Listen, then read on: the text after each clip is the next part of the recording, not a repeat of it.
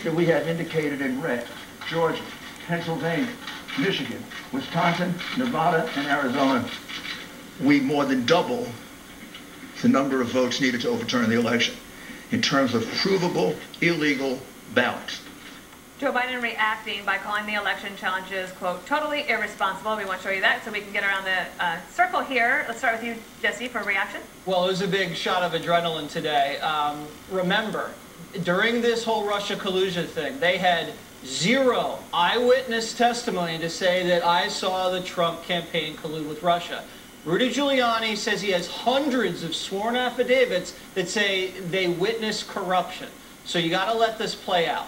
What I saw the case to be is this. They're saying, do not certify the fraudulent votes until we present our case in court and then let a judge rule on that. Perfectly normal. The case consists of two pillars. One, these sworn affidavits signed under the penalty of perjury that say they witnessed fraud. And two, circumstantial evidence and whistleblowers. Remember, we used to like whistleblowers, and whistleblowers saying that some of the software was manipulated to add Biden votes. That's obviously going to have to be looked into. They're going to need a court order to seize some of those machines and do a forensic analysis, and they're up against the clock on that. But if you do have a pattern here, and that's what he's alleging, there's a conspiracy that's happening in all of these deep blue precincts in the swing states, where after election night, they start inputting fraudulent or invalid Biden votes that needs to be looked into. They have 200 sworn affidavits alone in Wayne County. In Detroit, saying they were backdating ballots that came in after Election Day. They were allowing double counting. They have 3 sworn affidavits that said a van came at 4:30 in the morning, dropped off garbage can-filled ballots, and then they were illegally counted, sometimes processed 3 times in a row, and tabulated when they thought that no Republican poll watchers were there. And they go through states. They say there was backdating, there was double counting, there was overvoting, voter intimidation. In Pennsylvania, they said the Equal Protection Clause was violated. In Wisconsin, they say the state constitution was violated when they sent out hundreds of unsolicited ballots. So let it go through, and we'll see what happens. Come on, Jesse. I mean, really. Come on, I mean, Geraldo.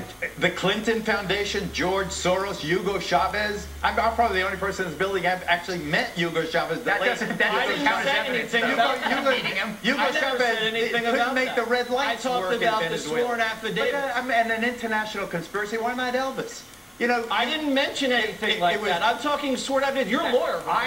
You're a lawyer. As a lawyer, you should recognize the validity of the president. I wanted him to win this election. What I saw with Rudy Giuliani, who I've known for decades, was bizarre. It was unfocused. There was conspiracy theory, this and that. When you have evidence that you suggest, what's the lawsuit that evidence attaches to? What's the action? You can't go to a court and say, it's fraud. Judge, prove it for me, or is the FBI to prove it for me? They have 3 pending lawsuits right now in 3 different states that they're going to submit this evidence. They drop Michigan, and then there's going to be a judge that's going to rule on it. We're giving false hope. Geraldo, you as an American should want everybody to be confident in the results of the election. And if you don't pursue these fraud allegations, half the country is going to feel like it was crooked. You don't want that, and I don't want that. Okay.